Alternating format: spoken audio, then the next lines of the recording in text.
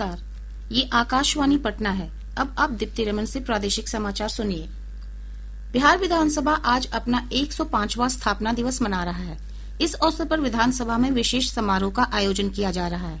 इस मौके पर लोकसभा अध्यक्ष ओम बिरला ने व्याख्यान माला को संबोधित करते हुए कहा कि बिहार की भूमि लोकतंत्र की जननी रही है।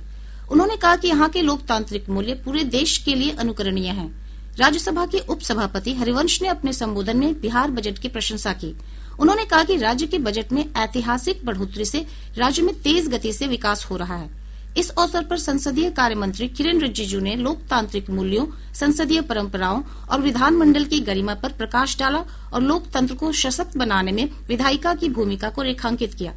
इससे पहले विधानसभा अध्यक्ष डॉक्टर प्रेम कुमार ने सभी अतिथियों का स्वागत करते हुए कहा कि इस ऐतिहासिक आयोजन से देश की लोकतांत्रिक व्यवस्था को मजबूती मिली है।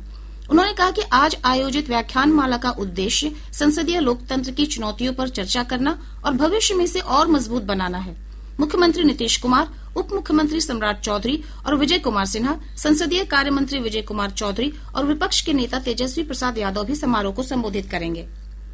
मुख्यमंत्री नीतीश कुमार ने आज पटना में 1224 नवनियुक्त विशेषज्ञ और सामान्य चिकित्सा पदाधिकारियों को नियुक्ति पत्र प्रदान किया। पटना के ऊर्जा ऑडिटोरियम में आयोजित कार्यक्रम को संबोधित करते हुए मुख्यमंत्री ने कहा कि राज्य सरकार चिकित्सा के क्षेत्र में लगातार काम कर रही है। उन्होंने कहा कि सभी नवनियुक्त चिकित्सक पूरी निष्ठा और समर्पण के साथ काम करें, जिससे राज्यवासियों को बेहतर स्वास्थ्य सुविधा का लाभ मिल सके। इस अवसर पर उप मुख्यमंत्री सम्राट चौधरी, विजय कुमार सिन्हा, जल संसाधन मंत्री विजय कुमार चौधरी और स्वास्थ्य मंत्री मंगल पांडे भी मौजूद रहे। राष्ट्रीय जांच एजेंसी एनआईए ने बिहार में उच्च गुणवत्ता वाले नकली भारतीय करेंसी नोट की जब्ती के सिलसिले में हैदराबाद निवासी मोहम्मद फसीउद्दीन के खिलाफ आरोप पत्र दायर किया है, जिससे पाकिस्तान और नेपाल के जरिए चलने वाले एक अंतर्राष्ट्रीय नकली करेंसी रैकेट का पर्दाफाश हुआ है। मोहम्मद फसीउद्दीन वर्ष 2024 के उस मामले में आरोपित है जिसमें पूर्वी चंपारण जिले के बंजरिया से नकली मुद्रा बरामद की गई थी। आरोप है कि उसने क्रिप्टो करेंसी का इस्तेमाल करके एक पाकिस्तानी नागरिक को भुगतान किया था। प्रादेशिक समाचार आप आकाशवाणी पटना से सुन रहे हैं। पूर्णिया सांसद राजेश रंजन उर्फ पप्पू यादव को पटना पुलिस ने 31 साल पुराने एक मामले में गिरफ्तार कर लिया है।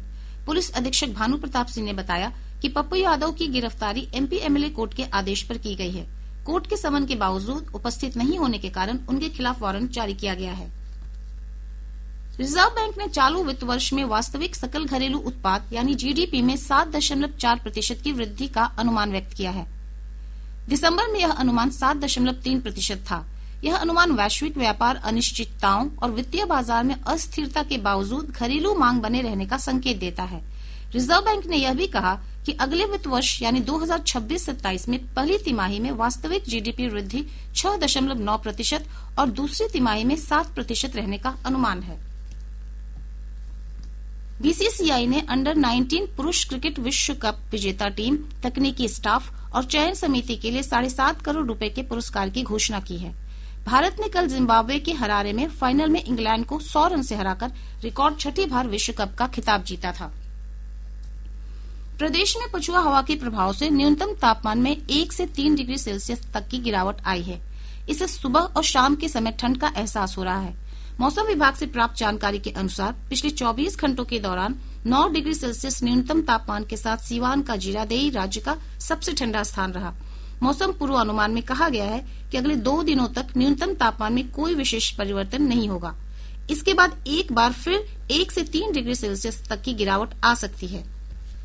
इसके साथ ही आकाशवाणी पटना से प्रसारित प्रादेशिक समाचार का ये अंक समाप्त हुआ।